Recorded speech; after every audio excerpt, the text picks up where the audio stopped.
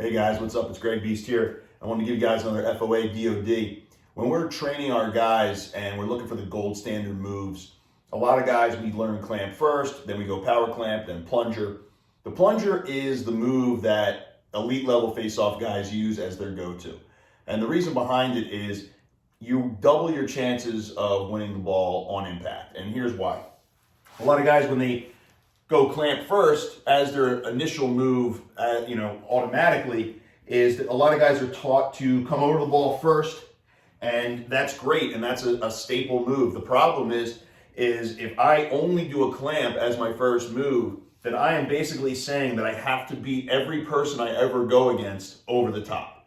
And if I happen to go against somebody who's faster than me, which we all will at some point, I'm just going to go 0 for 20, and that's just not the way we want to approach our position, correct? So what we do is we teach all of our guys to learn all the motions and then become a plunger guy first. And if you look at any elite level, all-American type face-off guy, or every single guy who's successful in the pros, everyone lifts their left hand on the whistle. Whether they know it or not, the left hand comes up off the ground. And why? Because it gives you a massive advantage. So instead of having to be limited to just getting over this way against anybody you go against, if you lift your left hand with the same speed, you'll notice the ball, not only do you go over it, but you come up underneath it. And when you come up underneath it, that means if somebody does beat you over the top with a clamp, you can still pull the ball right out from under them.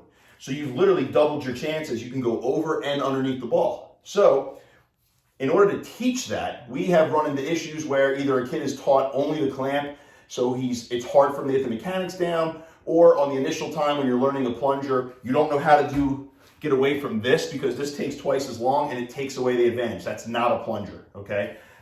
Coming over the top, then lifting takes twice as long. It's a completely different move. So in order to train that motion of training the muscles to fire straight up and not coming out this way away from your body, we want to teach these guys how to do it correctly. So what we do is we call this a Ripcord Drill. And you're going to hold your hand wide open on top of the plastic right where it meets the shaft, and you're going to push down with your right hand. And we're going to train the left hand to lift correctly. So what we're going to do is we're going to hold this stick, and you're going to pull it up right to shoulder height, right in front of your left shoulder, right here, okay? And as you can tell, it bends the plastic exactly the way you want it to. And you do a bunch of reps like this, and not only are you learning the motion, but you're literally training the muscles. This is a totally different motion. A clamp is all push. This is pull. So using the back side of your shoulder, okay, your rhomboids and your posterior delt, those muscles have to be trained. So you're going to do about 3 sets of 10, just like that. And then when you put it together, it's natural. And that's what we're looking for. We're looking for training the left hand to fire and come up with the exact same speed that you punch your right hand in, because then you get the benefit of the top sidewall dipping down, and you also get the benefit of the ball lipping up on the bottom sidewall. So that's called the Ripcord Drill. Give it a try.